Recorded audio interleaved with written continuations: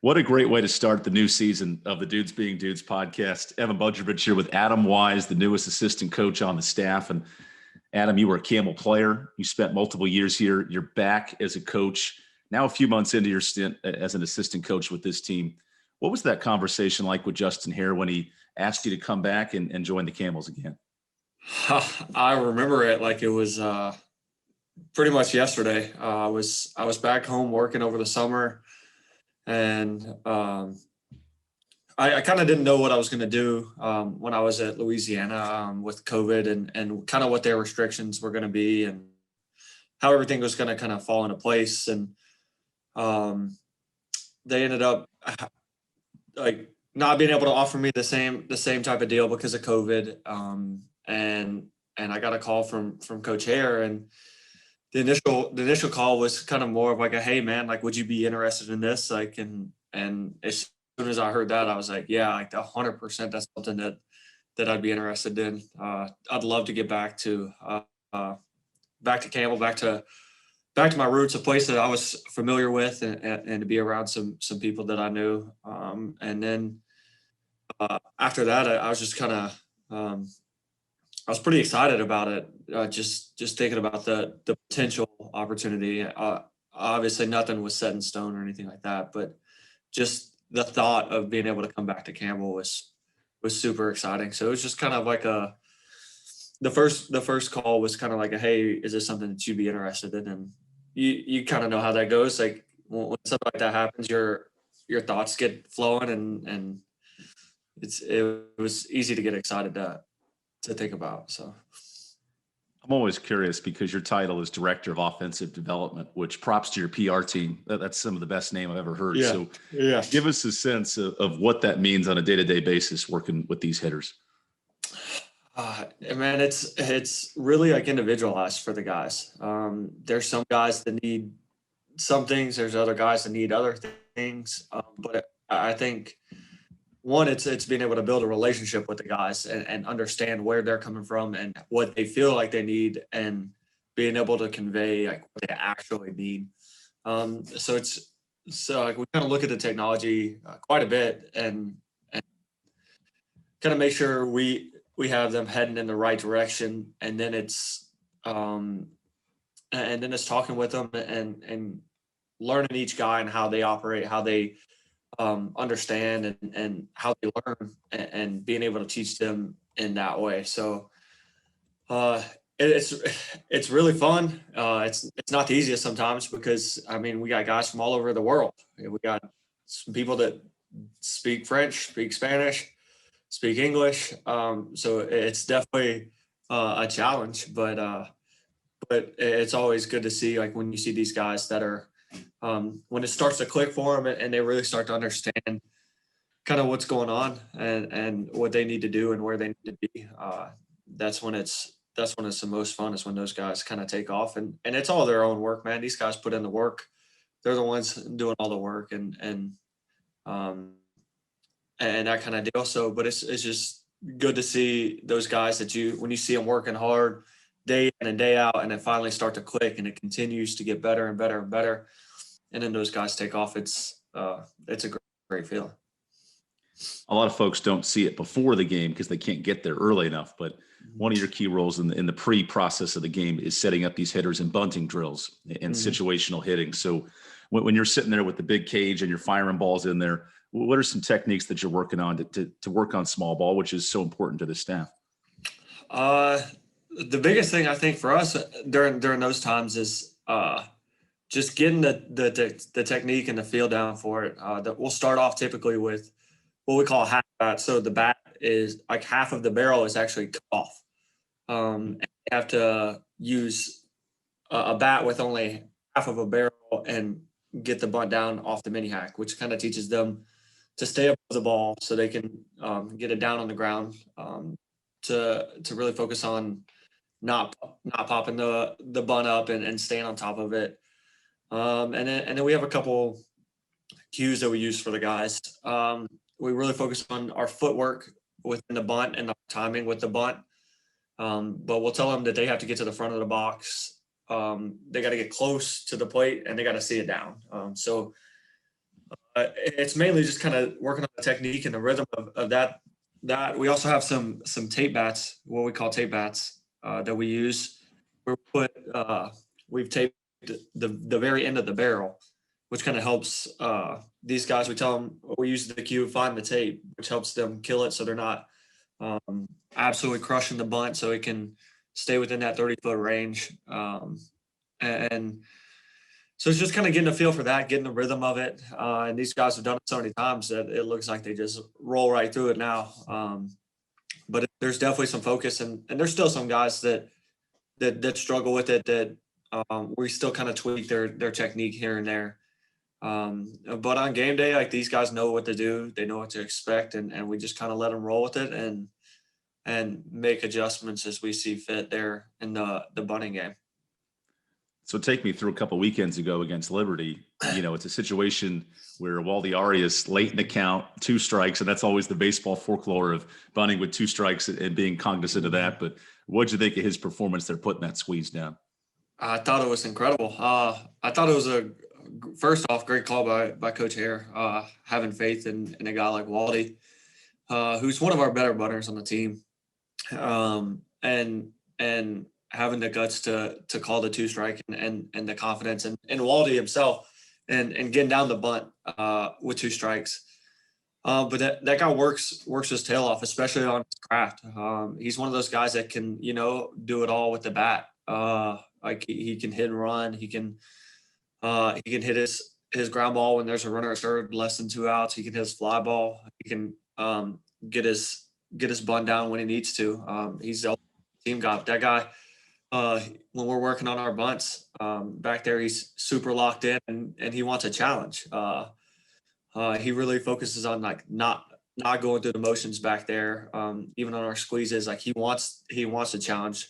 He wants the difficulty, so he can grow. So I thought it was big time for him, for Waldy to get that bunt down, and really, it was really a big time play for our team. But it's just a testament to him as a player and kind of how he goes about his business. So. Well, as you know, back in your days in 16 and 17, this Campbell team has always been among the top 10, top 25 in bunts. And I think your presence and Waldy's ability is a huge part of that. So, Adam, when you're sitting in a dugout and each coach has their individual role, what are the things that you're keeping an eye on when Campbell's at the plate? When we're hitting, I'm really locked in on kind of how our hitters are getting attacked. We're trying to figure out if the pitcher's falling into any patterns. I'm keeping a chart on the pitches by each count, and I'm really locking on that. Luckily, we have a pretty big staff, and we have Shu that can sit in the dugout and really help these guys, like, walk through their bats, walk through their approach, and keep them lined up and the ideal approach and making sure they're going good there. So I'll lock in on just kind of how we're getting attacked as a offense, and then I'll also keep track of just kind of how we're doing on the base pass. Like, if the pitcher's running tendencies on the base pass, if there's anything that we can pick up that can give us, a competitive advantage over the other team, whether that's on the base pass or patterns they might fall into or whatever. That's kind of the main thing that I'm locked in on during our while we're at the plate. Yeah, to your point, I'm thinking back to that Dayton third game where we clinched the series, and there was 9 stolen bases. A couple of those were double steals. There were some running hits operating. How do you pick up those trends and then try to implement them into the lineup? At first, you look at you look at synergy. You watch your video, and you kind of get an idea of what kind of tendencies they might fall into just from video. And then you spend all weekend looking at the tendencies and really getting the guys to buy in. And once they start seeing it and they start seeing it for themselves and start buying into it, and then they'll really start to understand, hey, like, this is what he's doing, and they'll trust it. And so we had an idea going early, even on Friday, we had an idea of kind of what they might be doing as like for tendency for most of their pitchers. And the guys started seeing it more and more, and they started trusting it more and more. And as you saw for the weekend, I think the stolen bases went up each day. So yeah, we just really do our homework and try and figure out if we can pick anything up and pass that information on to our players, and then they take it and run with it. They still have to execute. So it's a really good job on them trusting it and executing, and really staying focused throughout the entire weekend. So. No, for sure. And it's unique because this lineup that Justin Harris made has had a meat and potatoes version with 6 power hitters and not a lot of speed. And you've seen the vegetarian lineup with the Ariases and the Dennings of the world more running. So like yourself, more of a scrappy player, more of a run first guy. How do you try to work on managing you may have the big Matt Christian who's not going to steal 20 bases in a year, but you're also working with an Arias who may steal 25 or 30 in a season. Right. It's again, you kind of hit on the head. It's different for each guy. Matt Christian isn't going to run the bases the same that Waldy is. But you just kind of understand each guy and get to know them and show them what they're capable of. So a guy like Matt Christian doesn't have to be a guy that's station to station. He might not steal a bunch of bases, but he could have 3 or 4 throughout the year, maybe, and maybe even a couple more. But for those guys, you get them really comfortable working on their turns, working on going first to third, finding ways to win extra bases, even though it's not necessarily stealing. So really focused on not missing dirt balls, really focused on picking up tendencies, and that kind of deal, and making sure that they know exactly what it feels like to be perfectly on time with their jumps and saying, hey, I can actually get this stolen base, as opposed to, hey, like, I don't know, it's a little gray area where Matt Christian might have a jump that would get him thrown out, while the Arias can have the same jump and be safe by a step or two. It's just the name of the game, but them understanding who they are as a player is important. And I think those guys really have taken ownership in it and really focused on finding other ways outside of bases to be a threat on the base paths. Whether that's them locking in on tendencies to help Waldy steal some bases, or if it's them being able to go first or third, or making good turns, or taking doubles out of the box. I think it's different for each guy, and it all goes back down to, are they taking ownership in who they are as a player and their role as a player? And I think they are, and that's where you get that's where it becomes a little bit easier to coach those guys, because Matt Christian knows he ain't going to be stealing a bunch of bases, but he's going to work really hard to be on time when he does have the chance to steal. That's unique, because I think at the pro level, someone like Scott Rowland, who wasn't a huge base stealer, but maybe was one of the best at getting first to third in the game, and then implementing that with whether you have a Lawson Harrell coming off the bench to pitch run, or you name it. There's such a unique way of approaching it. Yeah, it's awesome, and you even see it in the big leagues. Like, I would also sneak in 4 or 5 stolen bases a year, and it's just because he gets good jumps, he picks the right time, but he knows himself as a player. But he's really locked in on ways to help his team, whether it's getting the hustle double or the first to third, or scoring from second. Really focused on his turns. It's a lot of calculated risks for those guys, and they know them, and they take them. And I think that's what our guys do a really good job of. They know their limits. They've pushed them enough in practice to know what they can and can't do. So I think it's just a kind of a testament to them and really having awareness on the base path. Adam, not to make this a running centric podcast, but you got me thinking. I know Justin Hare has always been aggressive with a mentality there, the third base coach. How does he manage that aggressiveness, but also there's going to be some outs that you're going to get trying to push the bases a little bit too? I think it's a give and take. And he knows that. He knows that if you're going to be super aggressive, that you have to promote and breed confidence within your base runners. Because if they get thrown out and it's kind of like hesitant, then those guys are now going to pull the reins back, and they're not going to be as aggressive. So he talks to them, and our guys know the situations. They know when to be aggressive and when not to be aggressive. These guys, and we talk to them Coach Harris talks to them at practice. Hey, like in situations like this, we're going to be like ultra aggressive, where we don't care. Like almost no baseball rules apply. You just go play with your hair on fire, like it's backyard baseball, and you're trying to find a way to get to the next base. And then there's times where it's like, hey, like, this is a situation where we got to bring it back down a little bit. Like we still want you to be aggressive, but more of like a selectively aggressive. And then there's times where we're like, hey, we're not going to be aggressive at all. You better be sure, hey, going first to third, getting a dirt ball, scoring on a tag play. But it all depends on the situation of the game and kind of that thing. And Coach Hare does a really good job of explaining to the guys like what each situation looks like, when to be aggressive, and it's different for even different guys. Again, Waldy Arias might have a chance to be more aggressive than Matt Christian, simply because he runs a little bit better. But both of those guys know when to be aggressive and when not to be aggressive, and maybe when they need to be like really selective on their aggressiveness. But it's something that Coach Hare, I think, hammers home in practice and talks to the guys a decent amount about is knowing the situation and making sure that they understand what the game is kind of dictating.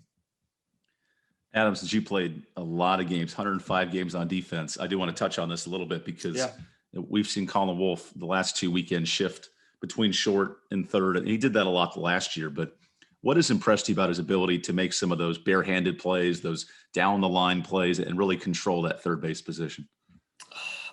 Man, I think it's sheer athleticism. Like there's an athlete, and the second thing is he knows the game. Like his internal clock, I think, is extremely good. He knows how much time he's got. He knows what the play is going to dictate, whether he has to barehand it or if he's going to have enough time to set his feet and make a throw. But it's just the work that guy's put in. He really understands the game. He's one of those players that's super smart and really has a feel for kind of the dynamic of the game and that kind of deal.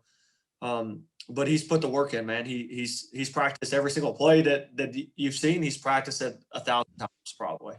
And it's just good to see that guy's kind of getting acknowledged for the work that he's put in. It's paying off. I think as we speak, he's taking ground balls right now. So 9:45 on a Wednesday morning, right after a game. That tells you the story right there. Right. Today's our off day and everything. But I think that just goes to show you that it's not one of those things where he just gets lucky, man. It's calculated, it's practiced, it's something that he takes pride in, and it's impressive. It's one of the more impressive things I've seen on a baseball field consistently, and it's day in and day out. So I think it's just a testament to how hard that guy works. Adam, one thing fans may notice this year is the heavy implementation of the wristband system for the defense as well, not just pitchers and catchers. How valuable has that been, just the response you've gotten from the shortstops and the second basemen, and you name it, of being on the same page with what the pitchers are trying to do? I think it's incredible for our guys. I kind of wish that we would have done it when I was here, but now they have a 20-second timer between pitches, so it just helps speed up the game a little bit. But another thing that it does is it keeps all of our infielders on the same page. Our pitcher, our catcher, everybody's on the same page. There are no question marks as to what's going on, and that's huge for our guys. So I think the wristbands have been extremely beneficial. We talk about a couple of times, hey, like, you think we should add this onto the wristband, or you think we should make sure that we got one of these on there, so our guys just kind of eliminate any confusion there might be, just to help our guys out. But I think it's been really good for those guys to be on the same page, know what's going on, and it's been like a seamless transition on defense for those guys to just take a peek in, know what's going on, and knowing where to be. So it's just kind of one of those things that we're just trying to make their jobs a little bit easier. Since you were a prolific second baseman at Campbell, I do want to ask you about this because we saw Bryce Arnold get a debut this past Uh-huh. weekend, and it was an up and down outing at second base, right? And as the baseball gods have it, he gets hit 4 balls in a row, essentially, right to start Uh-huh. off his career. What are you talking to him about to keep his demeanor comfortable, to keep him not from being overwhelmed after making a few mistakes and try to settle into that series?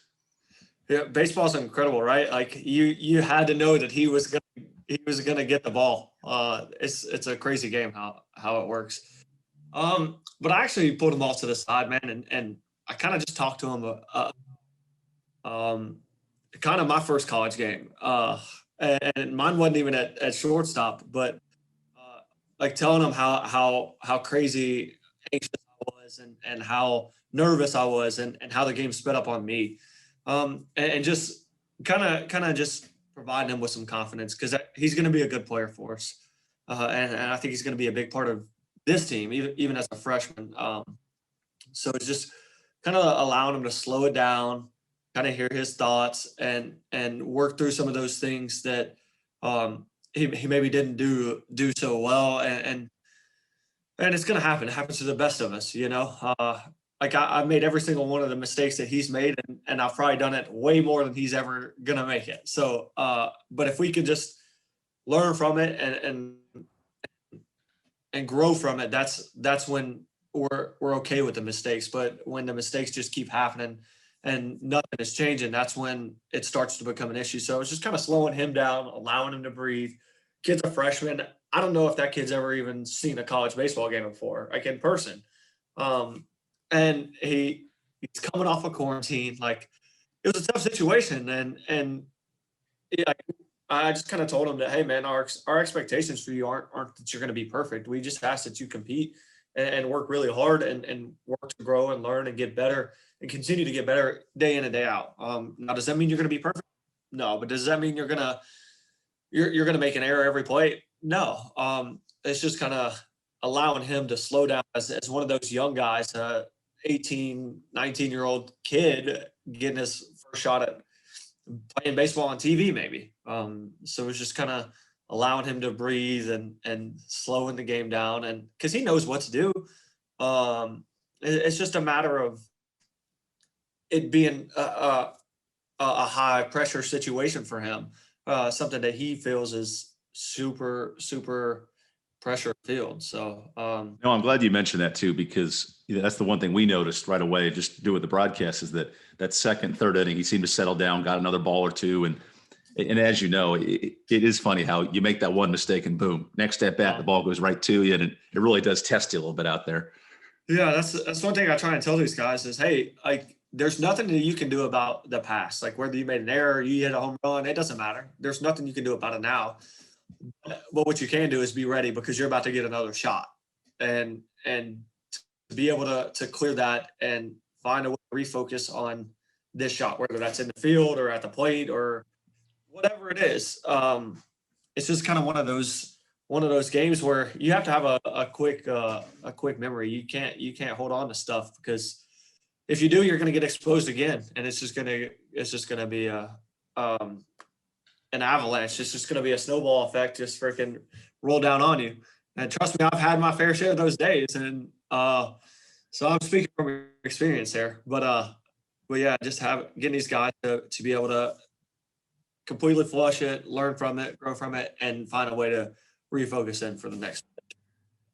So, Adam, I'd be remiss if we didn't talk about facial hair, because when you were playing here, Justin Hair was a lot more stringent on no facial hair, kind of the New York Yankees approach. Yeah.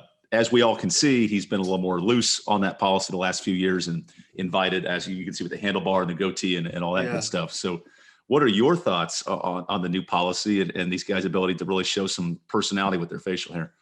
I love it. I think it's good for the guys. I think they set the standard for us there on the first night of the fall. The players got to, and one of their deals was the facial hair. Hey, like you can have facial hair as long as it's.